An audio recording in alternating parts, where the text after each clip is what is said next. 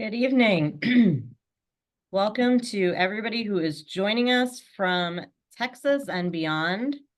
My name is Karen Tamber-Rosenau, and I direct the Jewish Studies program at the University of Houston. The title of the talk that we're going to hear this evening is Anti-Zionism Anti-Semitic? Rethinking the Question. This talk is organized by the Jewish Studies program at the University of Houston. And Jewish Studies at UH offers a broad array of classes on Judaism as history, culture, and religion. Our students come from all religious and ethnic backgrounds. Many of our courses satisfy core curriculum requirements, and we offer a minor in Jewish Studies. And you can learn more and follow us on Facebook, X, and Instagram. But I should also add that this is actually a really unique collaborative event. I don't think we've ever done anything quite like this before. This is a collaboration between 6 Jewish Studies programs or faculties in the state of Texas. So in addition to UH, we are sponsored tonight by the Schusterman Center for Jewish Studies at the University of Texas at Austin, the Jewish Studies program, the brand new Jewish Studies program at Texas A&M University, the Jewish Studies Discovery at Trinity University, the Rice Humanities program in Jewish Studies, and St. Edward's University. So thank you so much to all of these partners for making this event possible. And special thanks go to the faculty and staff at the Schusterman Center for the use of their webinar license and all of the backstage work setting up the technology and making sure that registration has gone smoothly. So tonight we're going to hear about whether anti-Zionism constitutes anti-Semitism. That is, does opposition to the existence of the modern state of Israel as a Jewish entity necessarily signal animosity toward Jews as a people or Judaism as a religion? In the last 6 months, given the war between Israel and Hamas, this question has gained a new urgency. Anti-Zionists, some of whom it should be stated are themselves Jewish, say that their opposition to the state of Israel is not in itself anti-Semitic, and they locate their motivations not in hatred toward Jews, but in an effort to right injustices against Palestinians. Meanwhile, pro-Zionists say with similar confidence that the opposition to the existence of a state which is home to an appreciable fraction of the world's Jews, the majority of whom came to the land as refugees, is necessarily anti-Jewish. Our speaker tonight has considered this question carefully and will offer us a very nuanced and well-researched suggestion of an answer. So our speaker tonight is Dr. Ethan Katz. Ethan Katz is currently Associate Professor of History and Director of the Center for Jewish Studies at the University of California, Berkeley. He is the author of the award-winning The Burdens of Brotherhood, Jews and Muslims from North Africa to France, published by Harvard University Press in 2015. And he's also the co-editor of several other volumes, including Colonialism and the Jews, and most recently, When Jews Argue, Between the University and the Beit Midrash, which appeared from Routledge Press last fall. Professor Katz has played a leading and thoughtful role in promoting complex and often difficult dialogues about anti-Semitism on campus. As the chair of the Chancellor's Advisory Committee on Jewish Student Life and Campus Climate, as a co-founder of the Anti-Semitism Education Initiative at Berkeley, and as the chair of a task force of the Association for Jewish Studies on Anti-Semitism and Academic Freedom, he has worked toward creating guidelines of education and engagement for students, campus leaders, and teachers across the United States. Through his scholarship and his public-facing work, he has developed considerable knowledge of the subject, as well as wide-ranging experience in dialoguing across difference. So we are first going to hear from Professor Katz. Because this is a webinar format, you can submit questions in writing for our speaker through the webinar question function, and you can do that at any time. And when Professor Katz is done with his formal presentation, we will devote about the last 30 to 35 minutes of the event to audience Q&A, and we plan on ending promptly at 7:30. And now, without any further ado, I will turn the floor over to Ethan Katz. Welcome. Thank you so much. Let me go ahead and share my screen. Sorry. No. Okay, that should do it. Thank you so much for that really kind introduction, Karen. Thanks to you and folks at the Schusterman Center, Jonathan Kaplan for all the organizing work that I know went into this. Thanks to my dear old friend Mark Goldberg at U of H, who originally had the idea to invite me, and who I see has joined on Zoom as well. And thanks to all of you for making time to come out and talk about this challenging and important topic. So let's start with terminology. In our current conversations about anti-Zionism and anti-Semitism, we suffer from a remarkable lack of terminological precision, and we suffer from a lack of attention to context. And this talk is meant to offer a corrective by exploring several facets of the relationship between anti-Semitism and anti-Zionism. I start with the matter of greater terminological and conceptual clarity that I believe is necessary in order to advance the discussion. Then I make what I regard as a crucial distinction between two broad types of anti-Zionism, and I provide an overview of their long histories. The first is what I call critical anti-Zionism, which is often self-consciously and explicitly distinct from anti-Semitism. The second is what I term negationist anti-Zionism, often fueled by hatred, which frequently overlaps substantially with anti-Semitism. Finally, I will discuss the significant impact of October 7th and the events and discussions that have followed on the relationship between anti-Semitism and anti-Zionism. So our terms. Defining anti-Semitism has become a notoriously thorny topic in contemporary discussions. There are three major competing definitions of anti-Semitism that have garnered tremendous debate and controversy, most often connected, in fact, to the matter of where critique of Israel, sometimes referred to as anti-Zionism, does or does not intersect with anti-Semitism. I'm not going to rehearse those definitions here or the debates about them. Happy to discuss them in the Q&A. Rather, I want to posit a relatively straightforward definition of anti-Semitism that should suffice for our purposes and that can help to guide our discussion. Anti-Semitism is discrimination, hatred, or exclusion against Jewish individuals, groups, entities, or institutions because they are Jewish. Anti-Semitism includes attitudes, actions, and structures that impede or condition Jews' capacity to participate as equals in political, religious, cultural, economic, or social life. Anti-Semitism shares some important features with other hatreds like anti-Black racism, Islamophobia, and anti-LGBTQ+ discrimination. But unlike most exclusionary systems or ideologies, anti-Semitism very often does not vilify its victims as inferior, but rather as having too much privilege and power. Across a large chronological and geographical sweep, several anti-Semitic stereotypes and conspiracy theories have persisted. In particular, Jews have been seen as wealthy or greedy, powerful, controlling puppeteers, cunning and untrustworthy, disloyal to their country or locality in favor of an ultimate loyalty to the Jewish people or the Jewish state, and bloodthirsty, violent, and evil. Now, if defining anti-Semitism is challenging, at least there have been ongoing debates about definitions for more than a decade now. Anti-Zionism is actually far less well-defined. In part, this reflects the complexity of Zionism as a historical and contemporary phenomenon, which is also often misunderstood. At its most basic level, Zionism is an ideology, movement, and set of on-the-ground practices and policies in support of an entity that allows for Jewish self-determination, collective rights, and security in some portion of Jews' historic homeland. Some refer to this land as historic Palestine, others call it the land of Israel. I hope I won't offend anyone by using these terms somewhat interchangeably or the term Israel-Palestine in this talk. Today, it's the combined territory of the State of Israel, the West Bank, and Gaza. While widely understood as a movement for Jewish national and cultural liberation and renewal, from its beginnings in the late 19th century, Zionism has always taken multiple forms. These have included political Zionism that aimed to establish a state entity that could, quote, normalize Jews' collective existence and guarantee their political rights in the face of rising anti-Semitism. Socialist or labor Zionism that saw the movement as part of a larger effort to forge a new social contract empowering workers and respect for land and manual labor. Cultural Zionism focused on the land of Israel as a center for spiritual and cultural renewal for Jews worldwide. Religious Zionism that sees Jewish migration as part of a long-prophesied ingathering of the exiles that will hasten the coming of the Messiah and the ultimate redemption. And diaspora Zionism, which has been less about Jews relocating to Israel en masse and much more about building a movement of solidarity in support of Zionist settlement and growth among Jewish communities outside of Israel.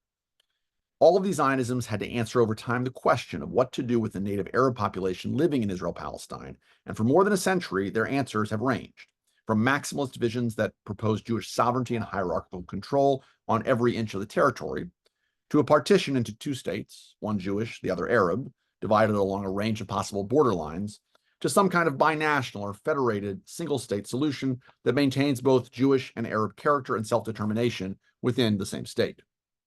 Whatever their specific political program, most Zionists perceived the establishment of the State of Israel through a vote of the United Nations and then a successful war for independence in 1947 to 1949 as the fulfillment of the movement's central goals.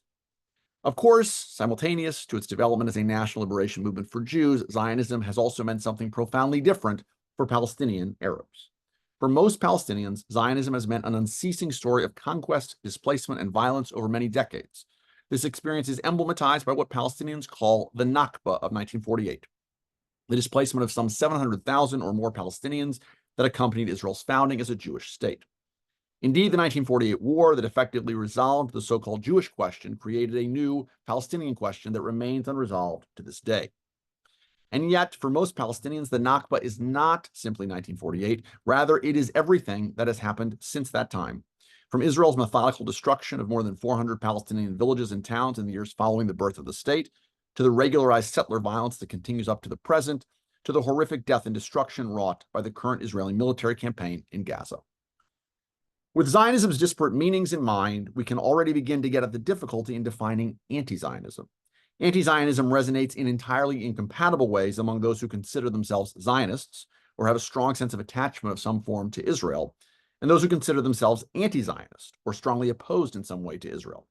For most Zionists and self-declared supporters of Israel, being anti-Zionist is heard as being against the Jewish state in every way, questioning its right to exist and possibly threatening the lives of its Jewish inhabitants. Some go so far as to equate Zionism with Judaism and to claim that therefore axiomatically being against Zionism means being against Judaism writ large.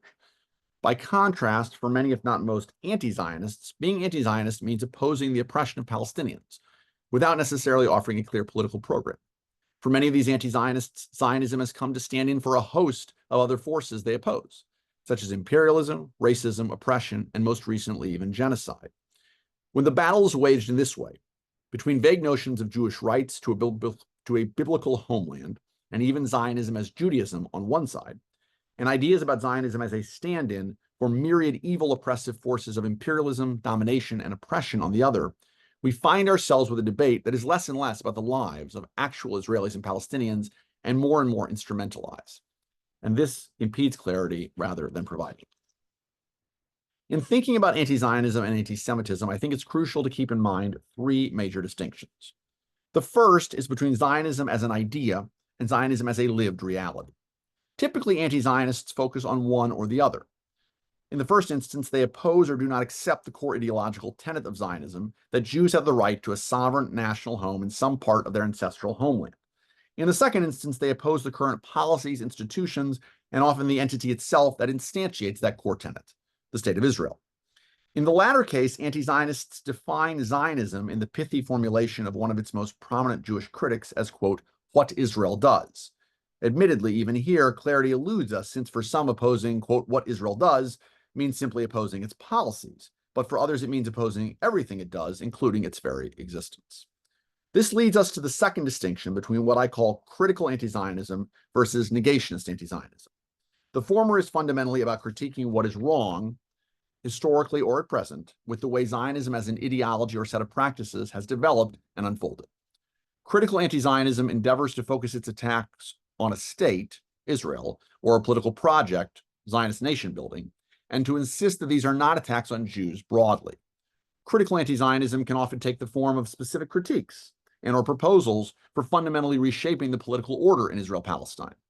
Some of these proposals, even if radical, echo other minority forms of Zionism. By contrast, negationist anti-Zionism rejects the legitimacy of the Zionist project altogether, or calls explicitly or by implication for the elimination of the state of Israel or any state that maintains some form of Jewish self-determination in a part of Israel-Palestine.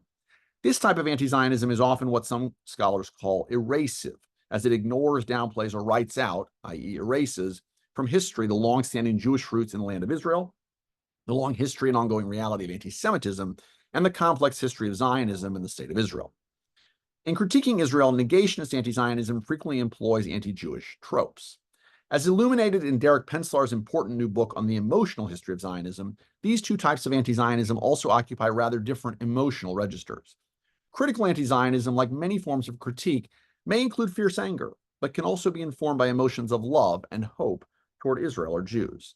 Negationist anti-Zionism is shaped in significant part by hatred of Israel, and all too often of Jews as a collective more broadly. Unlike anger, hatred is an emotion that is less open to evolution or development because it hardens and it leads often to essentialized assessments of the hated group or entity. Indeed, while throughout history and up to the present, critical anti-Zionism has very often not been anti-Semitic, negationist anti-Zionism very often incorporates anti-Semitism into its worldview. The last distinction that I want to draw our attention to at the outset is that between intention and impact. In many instances, there's a gap between the intentional goals of those most critical of Israel and the effect of their words or actions. If we want to measure whether a given expression of anti-Zionism is anti-Semitic or not, it is crucial to distinguish between anti-Semitic intentions versus anti-Semitic impacts. So, critical anti-Zionism. With this terminological groundwork in mind, we can now proceed to a brief history of the strand that I've termed critical anti-Zionism. The primary sites for this type of anti-Zionism have been competing movements in modern Jewish politics and in Palestinian Arab opposition to Zionism. In a sense, there were Jewish anti-Zionists before there were modern Zionists. By the mid-19th century, Jewish reformers and liberal advocates for individual rights for Jews had advocated for decades for what they called emancipation, or equal citizenship for Jews in Western societies, with the clear understanding that one of the prices of equality was the renunciation of any claim to a separate Jewish nationalism or to the revival of a separate Jewish state.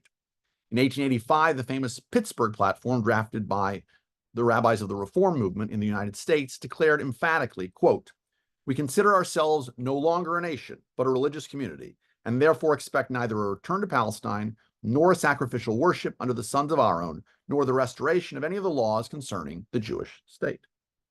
From a different vantage point, most traditional Jewish religious authorities had long taken a dim view of any movement to promote large-scale Jewish migration to Palestine or the establishment of a Jewish polity there, believing that Jewish law prohibited such activity until the time of the coming of the Messiah.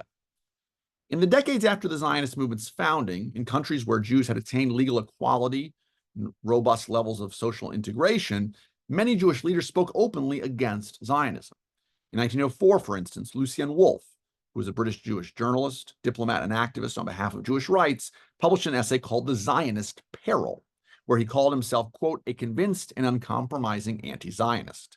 In addition to lodging numerous critiques against Zionism for its faults, he insisted, quote, "the real Jewish nationalism, the only true Zion, was the prophetic goal of, quote, lofty toleration and universalism. Zionism, for Wolfe, was a dead-end ideal that would only provoke increased anti-Semitism. Anti-Zionism both returned Jews to an older tradition of Jewish universalism and helped Jews in their ongoing effort to be identified as fully European citizens of their home countries. On the whole, attitudes among many establishment Jews toward Zionism began to soften in the years following the 1917 Balfour Declaration. Yet in the United States and France, today home to the world's two largest diaspora Jewish communities, a major shift toward acceptance of Zionism among the mainstream of the community did not begin until the mid-1940s during World War II and the Holocaust. Indeed, until 1948, far more Jews worldwide were avid anti-Zionists than were actively Zionist. For decades, Reform Judaism took a hard line against Zionism. Reform leaders found the movement's particularism and nationalistic and territorial foci antithetical to core Reform commitments, like defining Judaism as a religion, seeing it as the basis for a universalistic ethics and social justice movement, and embracing full Jewish acculturation in diaspora societies. In 1937, the Columbus platform of the movement marked a shift by seeing in the work of Zionism in Palestine, quote, "the promise of renewed life for many of our brethren," and asserted, quote, "the obligation of all Jewry to aid in its upbuilding as a Jewish homeland, haven of refuge for the oppressed, and center of Jewish culture and spiritual life." In 1942, the Reform movement's flagship organization, the Central Conference of American Rabbis, the CCAR, voted to support the formation of a Jewish army in Palestine. And yet, even so, it was only in 1977 that the Reform movement sought to become an officially Zionist-affiliated organization. Other manifestations of Jewish anti-Zionism also emerged, typically based upon a distinctive vision of Jewish politics quite at odds with the assumptions of Zionism. Well into the post-World War II era, many leading European and American Jews, such as George Steiner and Hannah Arendt, embraced a secular version of the same points of emphasis as Reform Judaism. That is, on Jews as cosmopolitan, universalist, global, and defined by ethical values, and they maintained a wary posture toward the young Jewish state. From the late 19th to the mid-20th century, a variety of Jewish socialist organizations, particularly those connected to Yiddishism, took an entirely different diasporic approach to both Jewish nationalism and Jewish socialism. And therefore, they opposed Zionists in a spirited contest for the hearts and minds of the Jewish masses in many countries and locales. The most notable anti-Zionist organization in America in the mid-20th century was the American Council for Judaism, or ACJ, not to be confused with the AJC, which I'll talk more about in a moment. Founded in 1943 as a breakaway from the CCAR, the ACJ was created to, quote, defend and promote classical reforms anti-Zionism. Its leading figure, Rabbi Elmer Berger, wrote in his 1945 book, The Jewish Dilemma, that he, quote, could not write about a Jewish people because there is none. And he claimed that, quote, to designate Jews as a national group is a vestige of the past. Eventually, Berger laid out a tripartite argument in defense of his anti-Zionism. First of all, Judaism had to be sharply distinguished from Zionism, since Judaism is a religion and not a nationalism, full stop. Secondly, anti-Zionists are, in his words, quote, neither anti-Jewish nor anti-Semitic, a statement that may sound preemptive, but that was also a response to the increasingly dim view of vehement anti-Zionism in the era following the Shoah and the establishment of Israel as a Jewish state. And three, he said that Zionism not only provoked anti-Semitism, but was anti-Semitism itself, since according to Berger and his colleagues, Zionism entailed a form of state-sponsored discrimination based upon race and religion against American Jews. While the ACJ never became more than a fringe movement, as shown in Jeffrey Levin's new book, Our Palestine Question, the organization was part of a wider spectrum of Jewish critique of Israel in the 1950s and 1960s. Numerous Jews with deep ties to Israel and profound sympathy for Zionism raised fundamental issues that have remained taboo to this day and that have often been deemed not only anti-Zionist, but anti-Semitic in their implications. In an essay from the 1950s, recently unearthed from oblivion by my colleague David Myers, a Polish-born American Jewish philosopher and Brandeis University professor named Shimon Ravidovich wrote powerfully about what he called the Arab question, insisting upon its political and moral urgency for Jews. Not only did Ravidovich advocate for full equality for Arab citizens in Israel, he also argued that for both ethical and practical reasons, Israel should repatriate the Arab refugees of 1948. Likewise, Don Peretz, the first Middle East expert on the staff of the American Jewish Committee, the AJC, became a leading expert on those Palestinians forced to flee in 1948 and drafted an initiative for aid for the refugees, briefly embraced by the AJC and announced in 1956 at its annual gala. In large part because of its focus on civil liberties and the way that the organization extended that focus to the new Jewish state, the AJC remained officially non-Zionist until 1967. Now, if we return for a moment to the issue of emotional registers that I noted earlier, citing Derek Penslar's new book, part of what's notable about many, if not most, of the foregoing examples is the way that they are animated by expressions of love and commitment, rather than anything like hatred toward Jews, Judaism, and Jewish culture.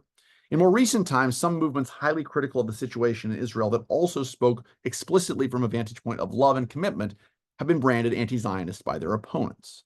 Brera, a short-lived Zionist organization of the early 1970s, was among the earliest advocates for the creation of a Palestinian state alongside the Israeli one.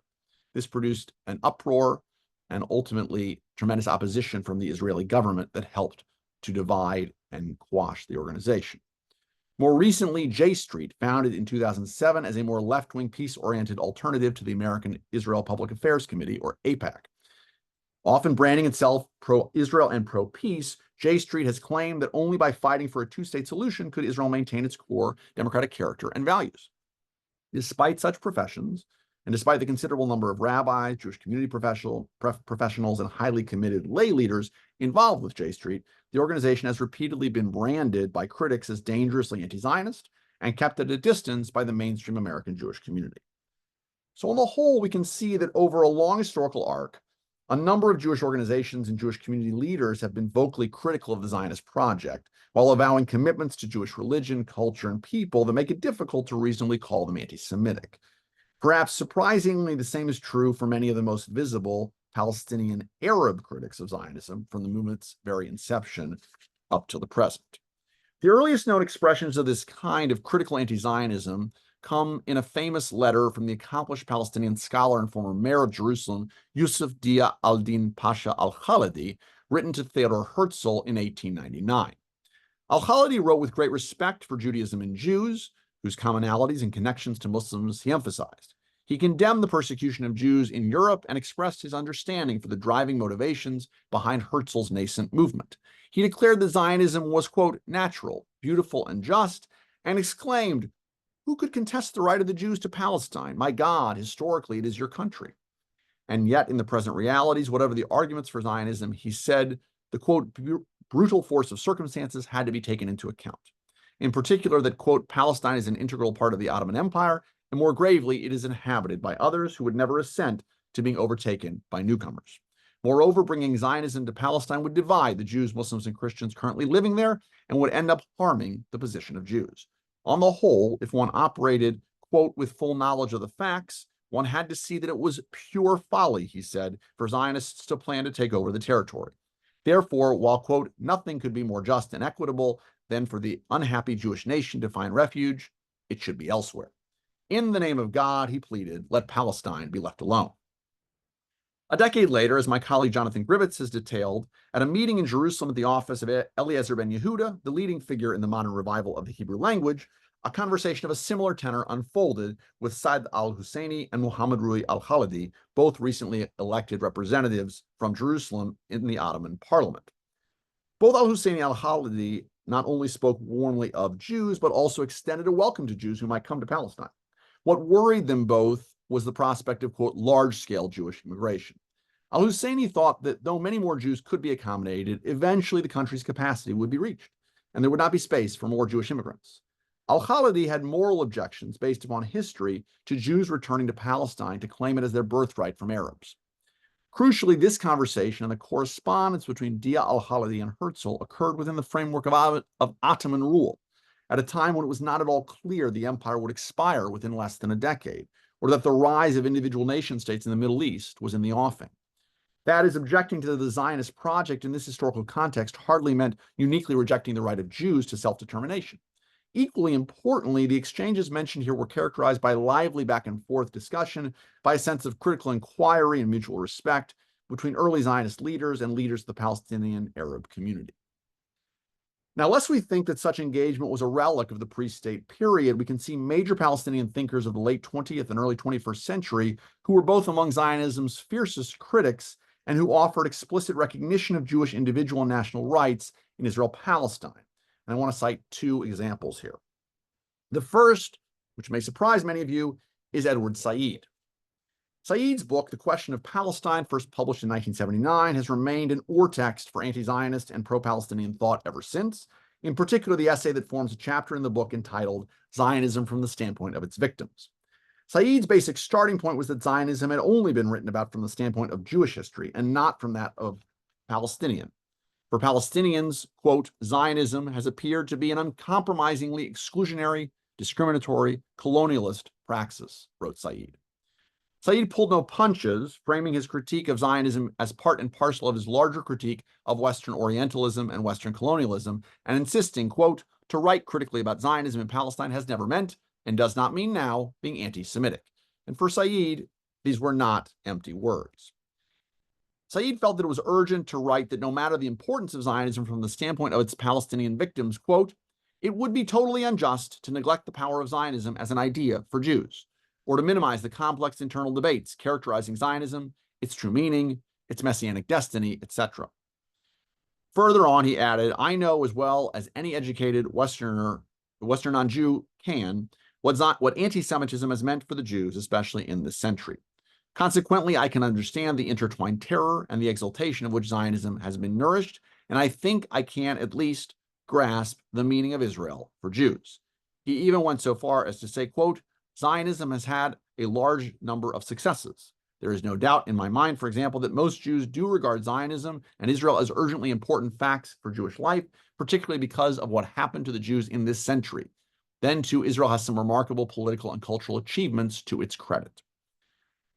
When Said added a new preface for the 1992 edition of The Question of Palestine, writing in the shadow of the recent Madrid conference that had brought together Israeli and Palestinian negotiators and set the stage for the Oslo Accords, Said had become an avowed supporter of the two-state solution.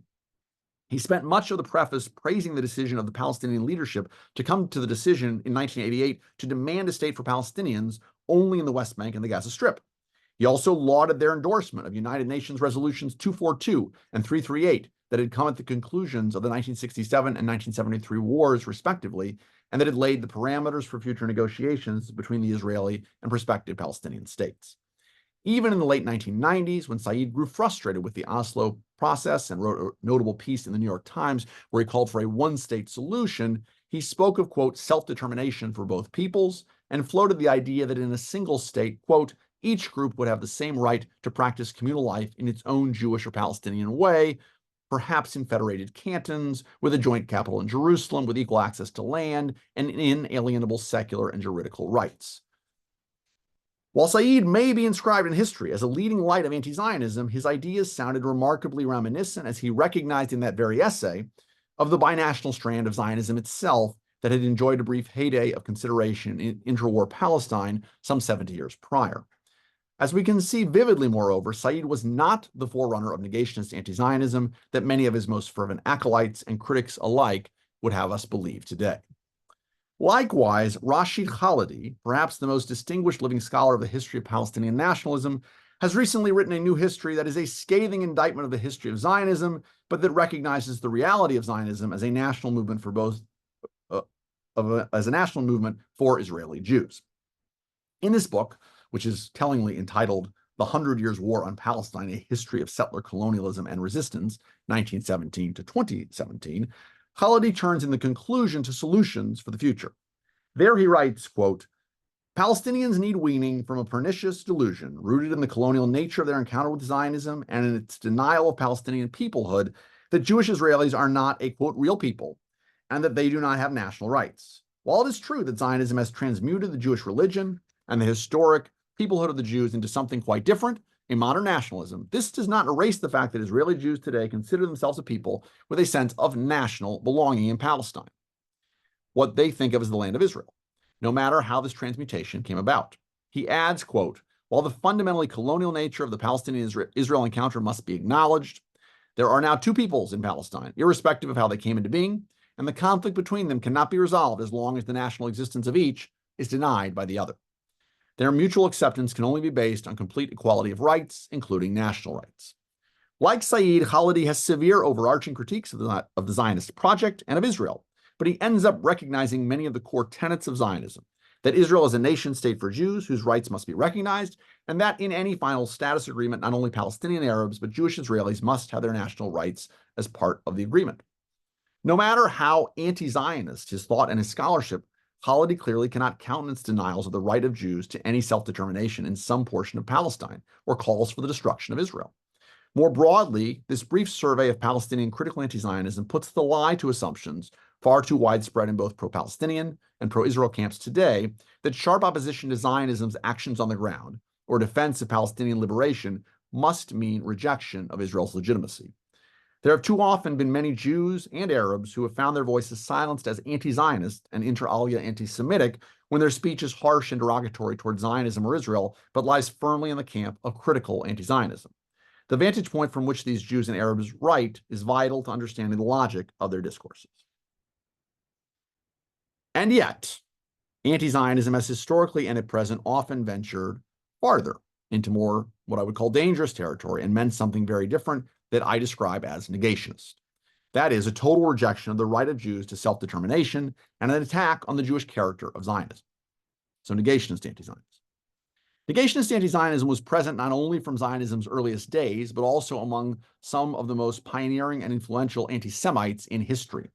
None other than Wilhelm Marr, who popularized the term anti-Semitism in 1879 in Germany as a political program, wrote at the time of the First Zionist Congress in 1897 that, quote, the entire matter is a foul Jewish swindle in order to divert attention of the European peoples from the Jewish problem. Nazi ideologue Alfred Rosenberg blamed World War I on the desire of Jews to obtain a state in Palestine, while also claiming that they were so incapable of statecraft that the future Jewish state there would in fact be, quote, a power base for Jews' global, nefarious economic operation. Such examples, and there are many more I could share, indicate that from the earliest years of Zionism, many anti-Semites associated the movement with their long-standing stereotypes about Jewish power, greed, financial control, clannishness, disloyalty, or conspiracy. That is, simply put, Jews have been conditioned for more than a century to perceive anti-Semitism and anti-Zionism as part and parcel of the same body of perceptions and even political programs vis-a-vis Jews. This is even more so the case when we realize that many discourses in both Soviet and Palestinian Arab anti-Zionism, particularly from the 1960s onward, were not only unmistakably tinged with anti-Semitism, but they were very often inseparable from it. Though Soviet anti-Zionism began already in the late 1940s, as Jim Leffler has traced, it was in the context of the Cold War and the rise of Third Worldism in the 1960s that the Soviets fashioned and disseminated a more distinctive, full-on ideology of anti-Zionism. As Israel became more tied to the West, particularly the US and West Germany, the USSR utilized the United Nations and international debates over racism, human rights, and international law as a venue in which to denounce Zionism as racism. Soviet spokesmen compared Zionism to Nazism, even as they denounced anti-Semitism. So, for example, in 1964, the Soviet representative to the UN delivers a speech in which he calls upon the international community to take action that would lead to, quote, the speedy eradication of anti-Semitism, Zionism, Nazism, neo-Nazism, and all other forms of the policy and ideology of colonialism, national and race hatred, and exclusiveness. Following Israel's dramatic victory in the 1967 war and the country's occupation of the West Bank, Gaza, the Golan Heights, and the Sinai Peninsula, this type of rhetoric grew more intense. In the years to come, the USSR regularly produced writings that claimed Zionism was the equivalent of genocide in Palestine, and still at the same time, they emphasized the fight against the, quote, virus of anti-Semitism. After the 1975 UN General Assembly Resolution 3379 that infamously labeled Zionism as racism, Soviet propaganda would claim that Zionism's core principle was indeed racism. As Leffler notes, Soviet propaganda turned Zionism's original meaning as a movement of liberation from anti-Semitism on its head, into a movement that allegedly mimicked and benefited from anti-Semitism. Moreover, in the hands of Soviet propagandists, Zionism and anti-Zionism moved from precise descriptions of specific movements into terms that held much broader signifying power for the radical left. Zionism was linked to globalization and American hegemony, and anti-Zionism represented their opponents. It's striking how strongly this process of inverting anti-Zionism's significance, broadening its international reach, and unmooring it from real events or people in the Middle East echoes with some of the discourses that we're hearing today. Now, here I want to return in part to distinctions between intention and impact and underscore what I think is a crucial dichotomy of vantage point. There's an important difference between political ideologues, like the Soviets in the mid to late 20th century, and a certain number of current progressives in the United States who have no personal skin in the game and have not experienced personal or family suffering at the hands of Zionism on the one hand, and Palestinians themselves on the other. No matter how strident some of the language of anti-Zionist negationism from some Palestinians, it's fundamental to recognize that their opposition to Zionism expresses in significant part the protest of a people who have suffered personally at the hands of the Israeli state for 75 years. Where you sit, as it were, not only defines where you stand, it also does much to determine its meaning. And indeed, during the same era that Soviet anti-Zionism developed and grew, a gradual radicalization of anti-Zionism also emerged in the writings and propaganda of many leading Palestinian nationalists. While the 1968 Charter of the Palestine Liberation Organization, the PLO, rejected all, quote, discrimination of race, color, language, or religion, it spoke of Zionism in terms that denied the movement's origins and validity and demonized its basic character. Now Zionism was described as, quote, racist and fanatic in its nature, aggressive, expansionist, and colonial in its aims, and fascist in its methods.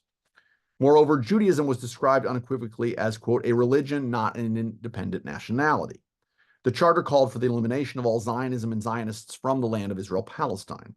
The only Jews welcome to remain in the territory were those who had resided there before 1917, since they were, quote, considered Palestinians. This was, by implication, given that it was 50 years after 1917, a call for the elimination of all but a handful of Jews from the land between the rivers and the sea. In 1988, the founding charter of Hamas would go a good deal further, calling for, quote, a struggle against the Jews and dubbing Israel, Jews, and Judaism as evil enemies of Islam and Muslim people. Even as the revised charter of 2017 pulled back from this language and denounced anti-Semitism, it described effectively a now so-called Zionist conspiracy for world domination and described Israel's establishment as, quote, entirely illegal and against the will of not only Palestinians, but the entire Muslim Ummah. So we can see how since the 1960s, many expressions of both Soviet and Palestinian Arab forms of anti-Zionism grew increasingly shrill. In the case of the Soviets and some of their ideological descendants thereafter, anti-Zionism became divorced as well from the specifics of Israel-Palestine. What many Soviet and Palestinian nationalists, anti-Zionists shared is that they took on a negationist logic that dismissed entirely the basic tenets of Zionism and claims to Jewish self-determination in some portion of historic Palestine, and they frequently embraced anti-Semitic stereotypes in order to mark their criticisms of Zionism, Israel, or Jews directly.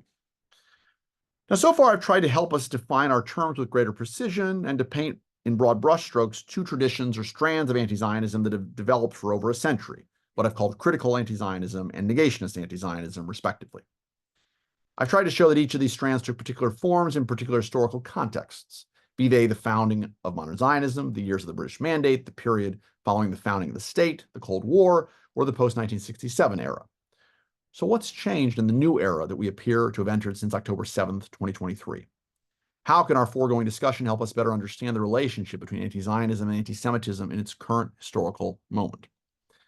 I want to suggest broadly that the events in Israel and Gaza since October 7th and the way that they have upended our public discourse around Israel-Palestine have raised dramatically the stakes of debates over anti-Zionism and anti-Semitism.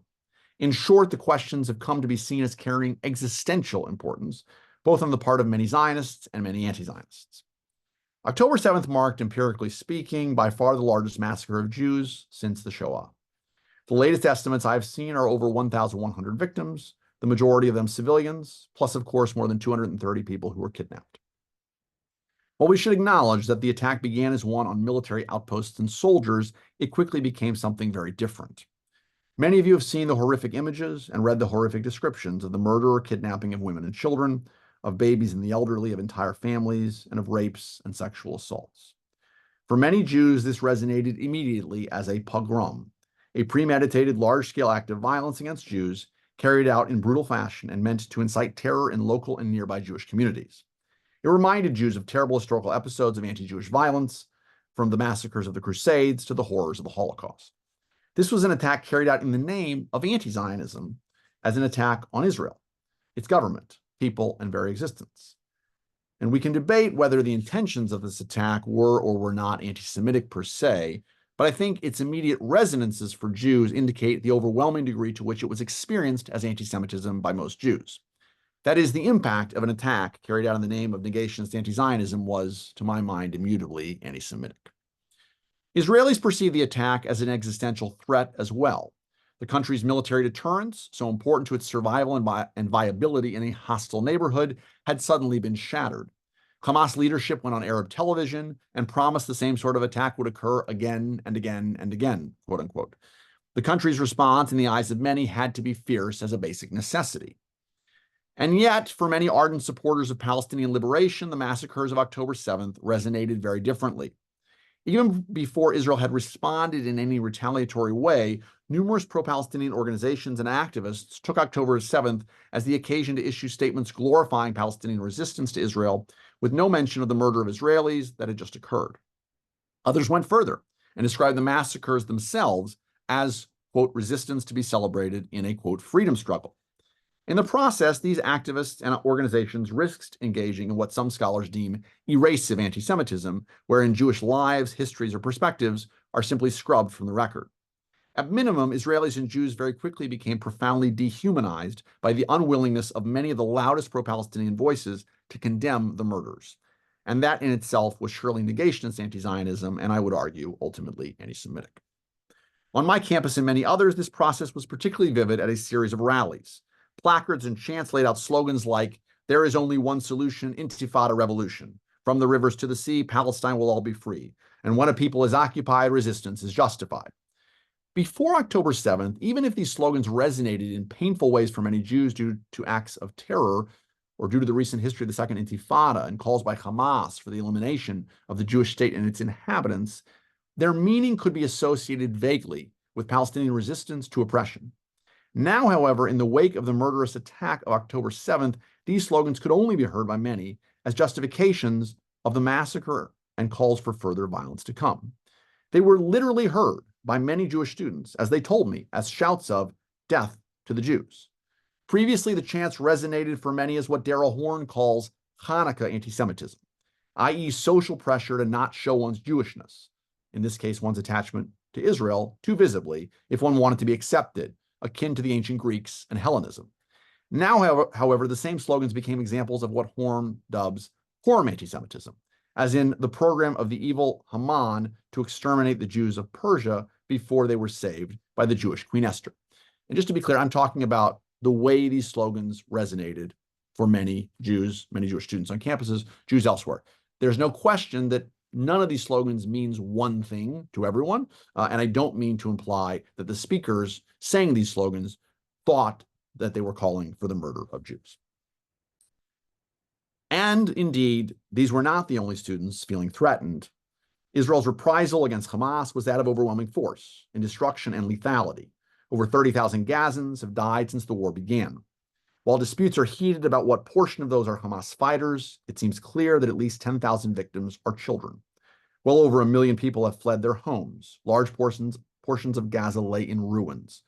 Whatever one's politics, it is undeniable that this is an unfolding humanitarian disaster of epic proportions. Thus, in the most basic sense, the version of Zionism that is, quote, what Israel does, appears to many to have shifted fundamentally since October 7th to become something far more brutal and indiscriminate in its assaults on Palestinian life. For many Palestinians, this is a second Nakba playing out in real time. And as this has unfolded simultaneously in the US, Palestinian protesters have very often faced assumptions that by their very nature, they are engaging not only in anti-Zionism, but also anti-Semitism.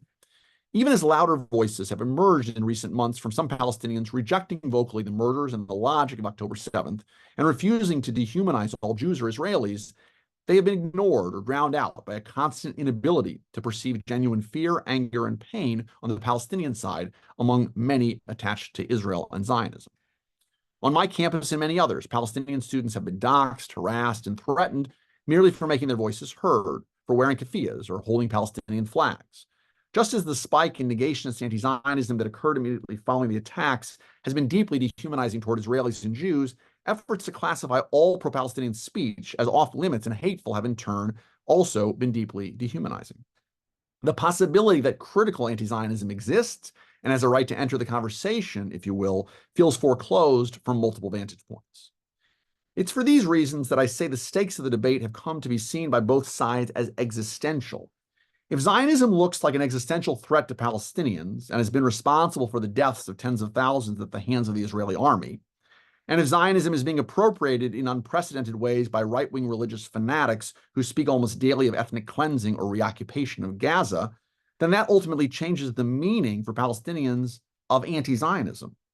In this light, criticizing Israel in the fiercest of terms, chanting liberation slogans, calling for resistance, and even questioning the right of Zionism to exist seems fundamental for many Palestinians as a desperate cry for freedom. And at the same time, the war is being experienced for understandable reasons by Israelis and many Jews as an existential war for Israel's security and survival. Therefore, anti-Zionism has also come to be experienced far more existentially as threatening by Israelis and even by many Jews far from Israel. It feels much more menacing than it did before. Many slogans thus sound very different than they did before October 7th, and are now experienced as calls to murder, or at minimum, as the celebration of the murder of Israelis and the promise of more violence to come.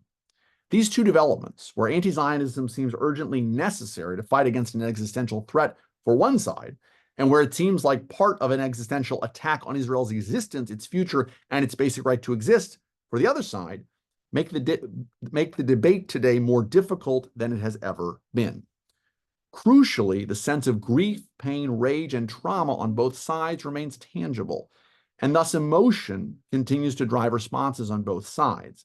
This means that for many students, it's all too easy to perceive anti-Semitism or anti-Palestinian racism wherever there's a symbol or a slogan that challenges the core of one's identity or narrative.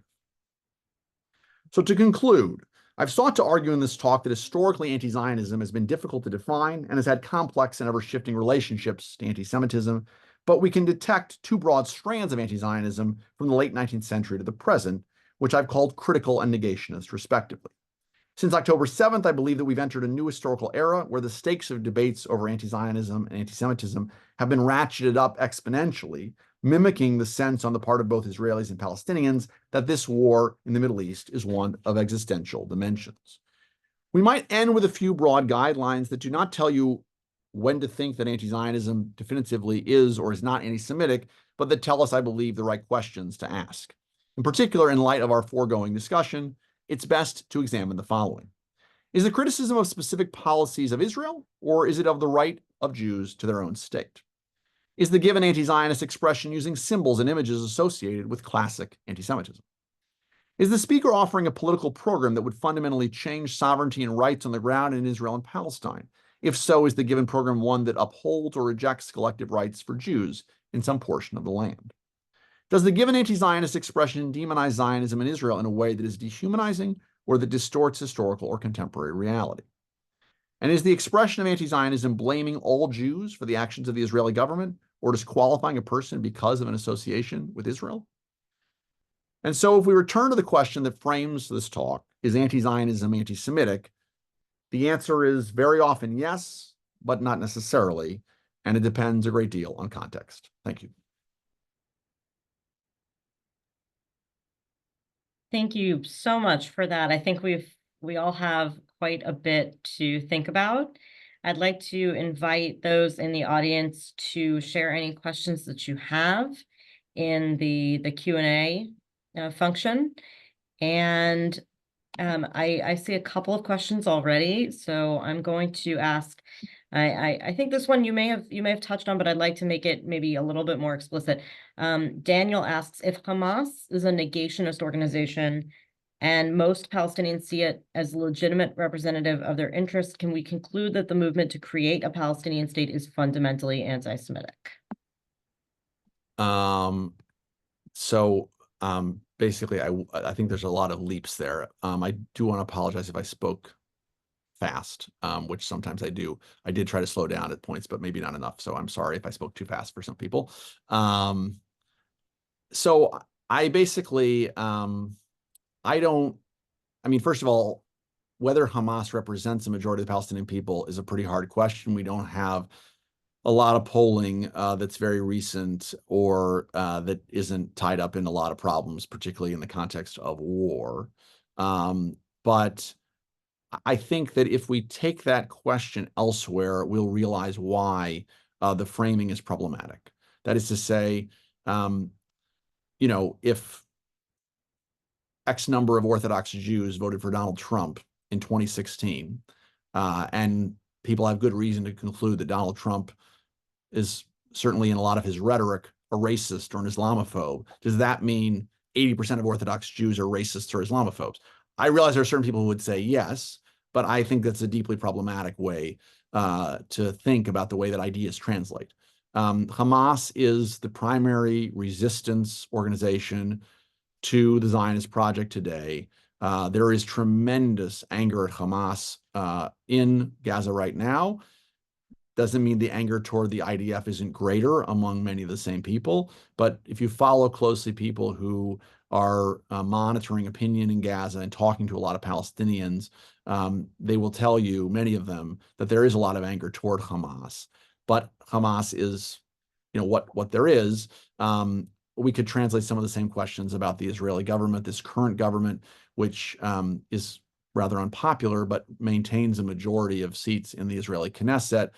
There are a number of things that have been said by members of this government that I'm sure people who voted for it, and certainly people who are Israeli, would staunchly oppose. So I think it's problematic and can even be dangerous to make that leap from Hamas's views to extrapolating that Palestinian nationalism writ large is sort of poisoned by the same problems. Thank you. Let's go to a question from Sarah Beth. So I'm going to rephrase this a little bit. can you kind of comment on the issues of racialization and threats of Islamophobia on college campuses since 2016?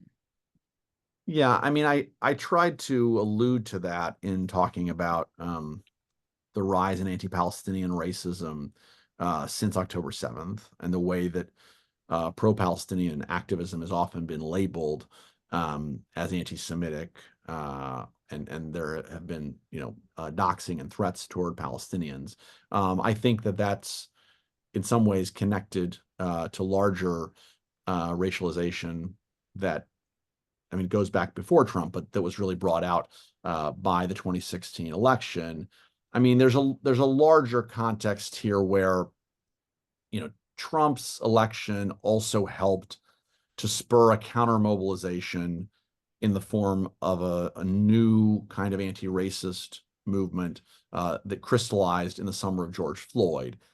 That movement has struggled, in my view, to come to sort of a thoughtful, coherent position on Israel and Palestine, and has at times been a mirror of Trump in terms of its own kind of racialization of Jews and of Israel as white and powerful and privileged, full stop.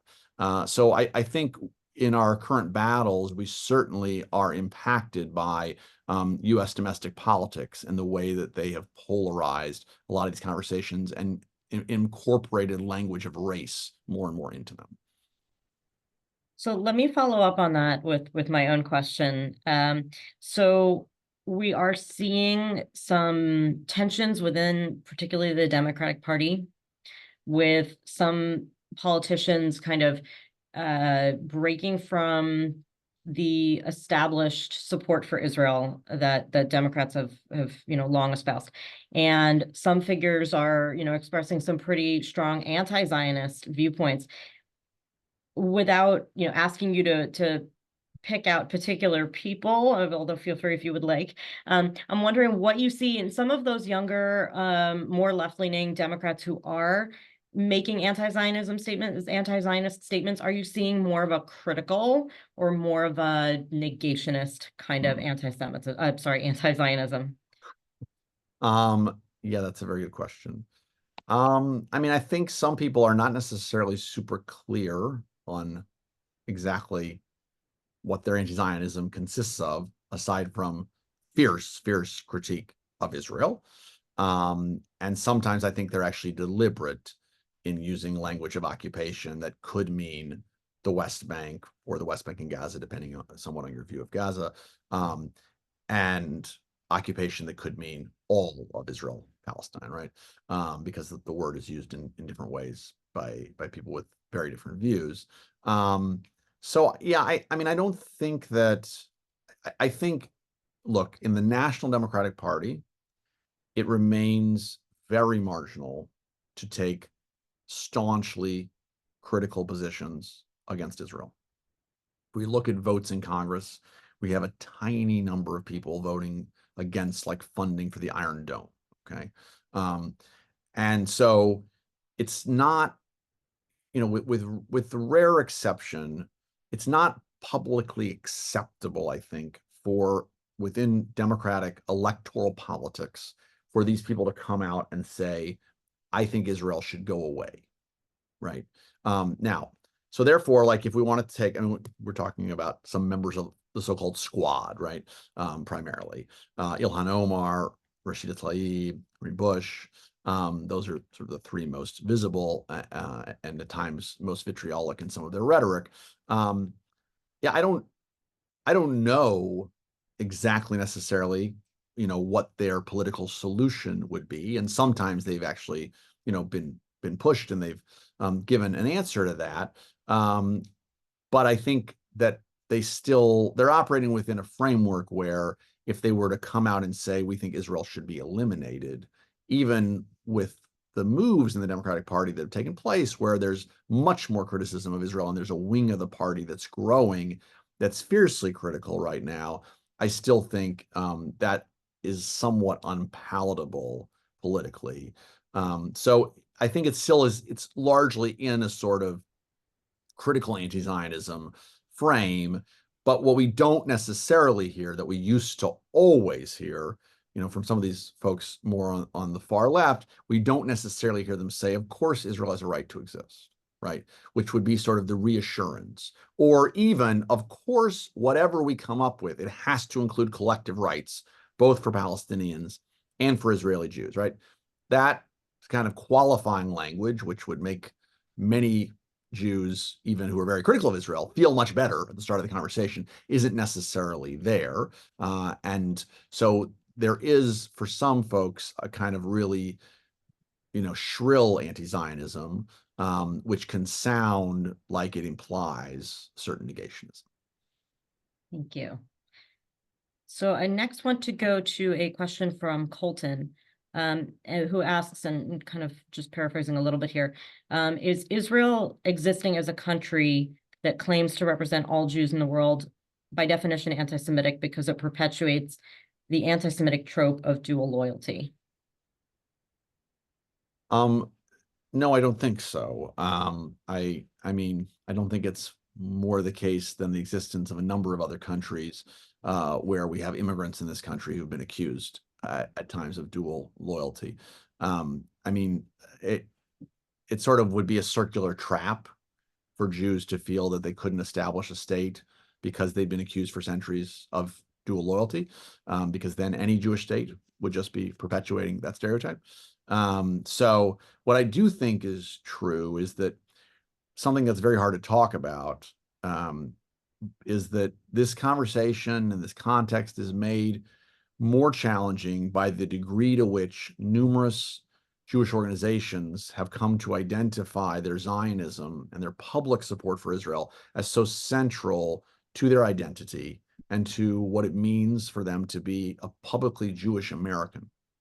And so when we try to parse things and explain that Jews have a variety of views, and that Judaism and Zionism are not the same thing necessarily, and that there's different kinds of Zionism, and there can be critical Zionism, I think for a lot of people, what they've seen, the optics for them have been large numbers of very established American Jewish organizations standing very strongly and visibly with Israel in ways that they therefore come to conclude, I mean, that's what Zionism is, and that's where most American Jews are.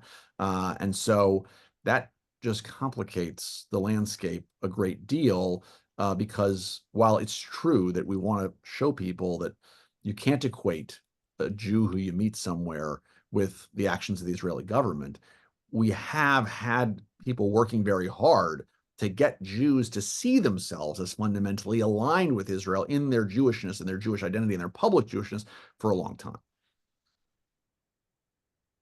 I want to go next to a question from Maya. Can you explain your definition of anti-Semitism a bit further? If people holding anti-Semitic attitudes try to impede Jews' capacity to participate in political and social life as equals, doesn't it follow that such people consider Jews inferior? There seems to be a contradiction in your definition. And Maya, it should be noted, is a medievalist. Modern anti-Semitism has roots in medieval Christianity, which propagated the idea that Jews were spiritually inferior to Christians. Right. Thank you. Very good question. I mean, the first thing I'll say is, like all the definitions that I don't really love, the definition I gave was a shorthand. We could have a whole lecture series about the history of anti-Semitism. So the point that I wanted to make is that Jews are often impeded from participating, not necessarily because they're considered inferior racially, but often because they're considered dangerously powerful, or they're considered to be aligned with conspiratorial forces that are dangerously powerful. Ideas about Jewish financial control, ideas about Jews as puppeteers, those are all ideas that highlight Jews as allegedly being uniquely privileged and powerful. And even in the medieval context, to be fair, right, it is partly about, trying to see Maya's question here, more people are coming in, about, so you mentioned sort of Jews as being spiritually inferior to Christians. That's true. But what we also see a lot of is the idea that Jews are innately hostile to Christians, and that Jews are really powerful in local economies as money lenders, or Jews are poisoning wells, right, during the Black Plague, for instance. So we still have ideas about Jews and conspiracy. It's not necessarily cast in terms of power, but in terms of Jews' capacity to do harm to Christians. So you're right that a kind of spiritual inferiority is built into a lot of pre-modern Christian ideas about Jews. I get that, but I think one of the reasons that it becomes such intense hostility is because Jews are seen as having the capacity to inflict harm on Christians, which is often associated with some notion of influence or power. And that's really what I was trying to get at. Thank you. I'm going to go now to an anonymous question. Could you expand further on the racialization of Jews in American politics and its applicability or lack thereof to the Israeli-Palestinian conflict? To what extent is settler colonialism an appropriate lens through which to view the conflict? Right. Those are related, but sort of two separate questions. So in terms of racialization, I mean, I think American Jews are in a very challenging period in terms of where we fit into the American racial landscape, right? The fact of the matter is, most Jews that I know don't consider themselves, even if they come like 85% of American Jews do from European descent, they're Ashkenazic, excuse me, they don't consider themselves sort of white full stop, right? I mean, I know so many people who talk about how when you had to fill out cards when you were younger about what your ethnicity or your race was, and they were like, why is my only option here white? That seems weird to me. I want an option that says I'm Jewish or that I'm a minority or something, right? And that has to do with distinctive Jewish ethnicity and traditions. It has to do also with a history of discrimination and murder against Jews as racial others, right, in Europe. Part of our problem here is different conceptions, in some ways radically different conceptions of race in Europe and America. In America, race is so strongly associated with skin color. So you have the fact that Jews are considered white by many people today in a way that is associated very critically with notions of white power and privilege, so much so that it can even accelerate anti-Semitic stereotypes about power and privilege. You also have the most significant group of white nationalists that we've seen in my lifetime who consider Jews to be the leaders of what they term white replacement or white genocide. Jews are certainly not white for them, and Jews are really dangerous because they look white, okay? So this is extremely complicated, and frankly, it's way too complicated for most people how they think about race, right? People think basically you're white or you're black or brown. The reality is Jews are not the only group. Many Asian Americans would consider themselves or would be considered to be in murkier categories, even at times Arab Americans. But it's difficult for people to conceptualize that. And so Jews are really struggling between these different poles. And I think that's certainly making the conversation about Zionism harder, because for some people, they basically want to say that the Israeli-Palestinian conflict is Jim Crow in the Middle East. I think it's a terrible frame, not because there isn't significant racism against Arabs. There has been since before the founding of the state, and there is encoded into Israeli law. And of course, there is in profound ways in Gaza today and in the occupied West Bank. But fundamentally, this is a conflict between two nations. They're unequal nations, profoundly unequal. I think, one side has much greater responsibility and much greater power, and that's crucial, but it still is a national struggle. It's not fundamentally about race in the way that the American context is. Sorry, I have a problem with my glasses. Therefore, I think when we kind of migrate that frame, it's a problem. Settler colonialism is important to the history of Zionism. It's just one important piece, though, of a much larger puzzle.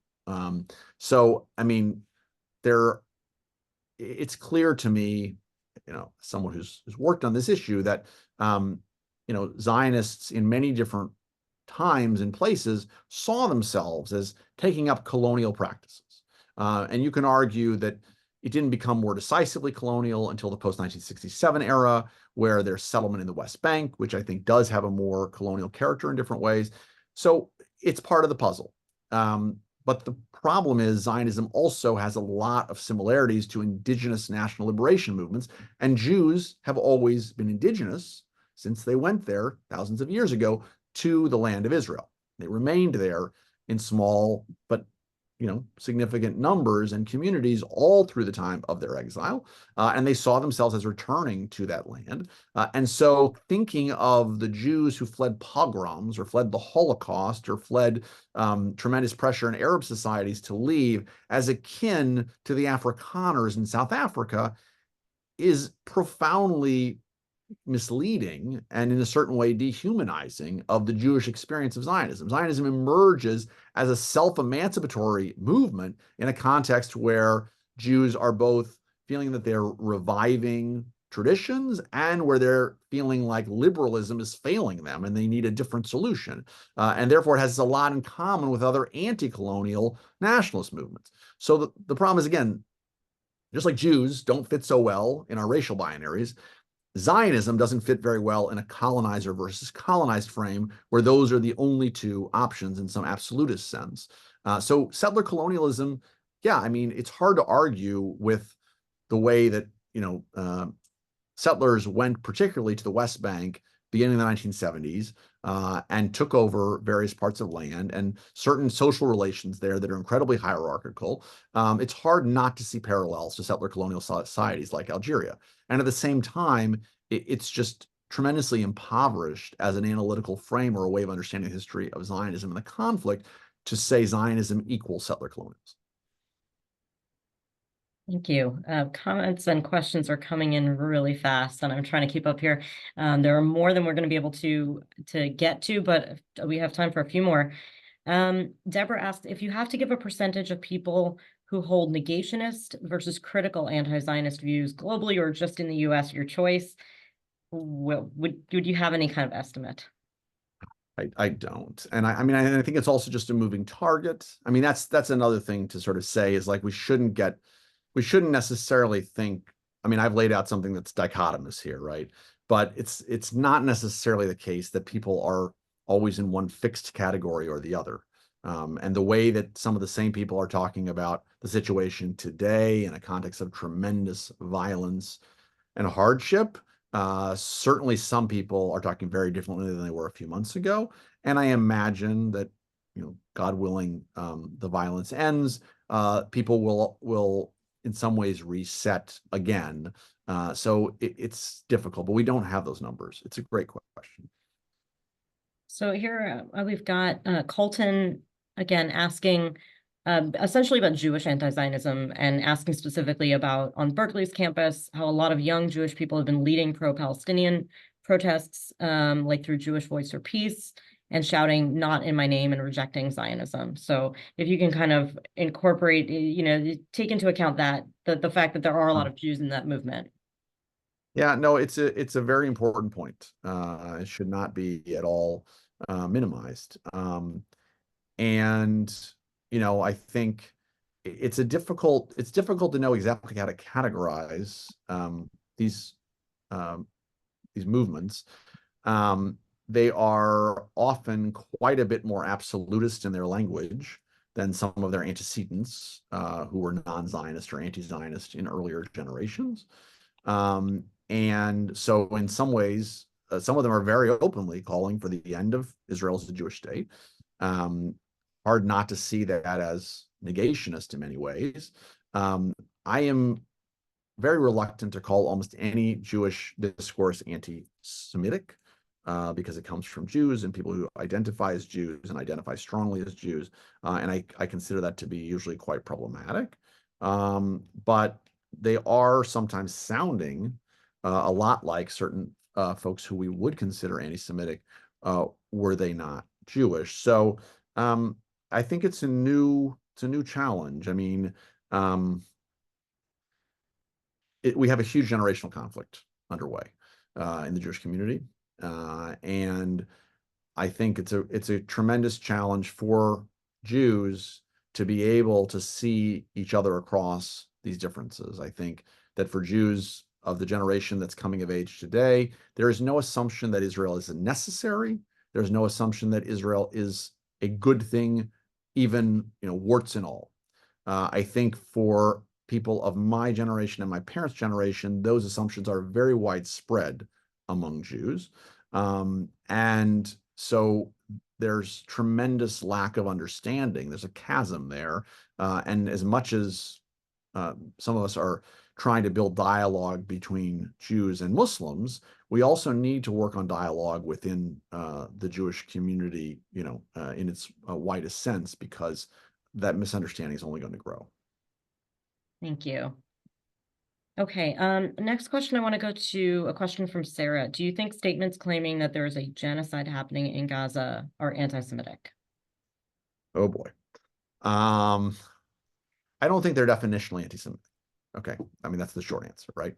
I think that, context is everything. I mean, for anybody to make an accusation of genocide is a serious, serious claim. And I would like it if people would bother to go look at the UN Convention of Genocide and make a case for why they think a genocide is happening. I think that that's sort of incumbent upon anyone making an accusation about genocide in any context, particularly given there's been consensus historically about very few episodes of genocide. But the fact is, people are, people have good reason to be very upset with what's happening in Gaza. And I would even say people have good reason to have very harsh critique of some of the conduct of the Israeli state in this war, whatever your politics. And so people are trying to figure out how to put language to that. What worries me is that there is an obsessive focus from some people on the term genocide. And the reason that worries me is that's not rational in terms of considering that name to be the most important thing, right?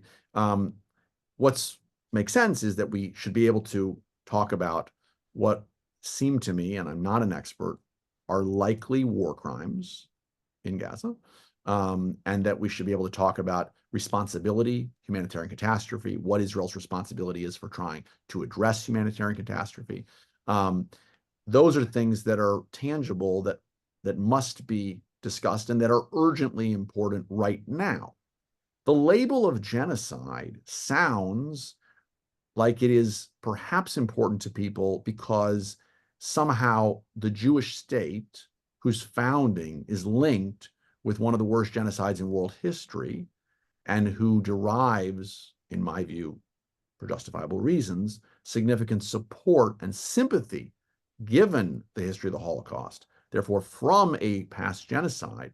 If we can, for some people, it seems to be if they can convince the world that that same state is now committing genocide, the score is evened and the justification for Israel is severely weakened. That worries me a lot.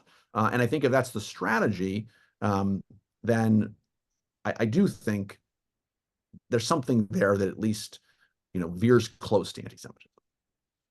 That's a really interesting way to put it that I hadn't heard before. Thank you.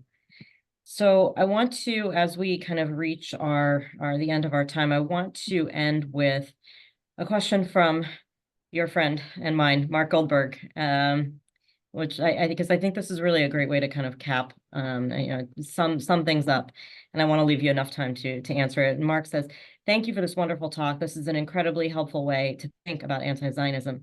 How do you think organizations and institutions like colleges and university administrations can apply this framing? What's the news we can use out of this?" Right. Yes. Well, if I had a really clear solution, then maybe I would do something else for a living. But I think what we ought to be able to do from this is in part to try to, lower the temperature and to think in more complex ways about both motivations and impact, or both intentions and impact. I mean, I think it's important to recognize that for many people, actually, even people chanting some pretty harsh slogans, they don't necessarily think they're calling for the end of the Jewish state, right? I have heard people say, well, of course, I assume Israel's going to continue, just angry about what's happening and I'm calling for Palestinian rights. I never thought that this chanting was going to be heard by people as like a threat that Israel could be destroyed, right? And by the same token, it's really important for people to be real about the fact that some of these words land, for understandable reasons, very powerfully with Jewish students and very painfully with Jewish students, as akin to justification or even calls to violence, right? So you can partly get closer to that understanding, I think, if you acknowledge that there are folks out there whose anti-Zionism could be fierce, but that they aren't necessarily dismissive entirely of the Jewish narrative. And at the same time, that Jews have good reason to worry about negationist anti-Zionism, right? And so, you know, part of our challenge here is, recognizing that one could be very critical of Israel and one need not go necessarily to the point of saying that they think Israel should be eliminated, right? I mean, that's another thing, is just to think about there's a tradition of critical anti-Zionism. There's a whole host of anti-Zionists who were not necessarily calling for the destruction of the state. So for someone who's very critical, they don't have to go to that point to be in an important intellectual tradition, to be aligned with people who've been very hard on the state. And when people hear anti-Zionism, they don't necessarily, I mean, look, when people talk today about right of return for Palestinian refugees, there are many people who would say if you're calling for the right of return, you're anti-Semitic. I think it's important to recognize there were people in the 1950s who were Jews, who were attached to Israel, who had very conflicted feelings about the state, and who thought Israel really needed to do that for the sake of itself, for the sake of how they understood Jewish values, and that those people were not deemed anti-Semitic. There was sharp argument about it. The Israeli state particularly wasn't too thrilled with those arguments for understandable reasons. So I think what it hopefully could do is just give us context for a range of positions and a range of possible positions, and in some ways help us to dehumanize each other less, right? I mean, that's, I think, one of our most fundamental challenges right now, is that I think many, many people who are connected to this conflict and feeling very burdened right now on both sides have a hard time imagining that people on the other side really have legitimate reason to have fear, anger, pain, trauma, deep sense of loss. And that's a very bad place for us to be, because fundamentally that's about recognizing each other's humanity, and about recognizing something resembling complex reality and complex history. And so I think our first step involves, moving us in that direction. And hopefully when we think about these, multiple strands of anti-Zionism, both where they come from and how they land, we can get a little bit closer to humanizing more people in this conversation. The most difficult thing to do, but yeah.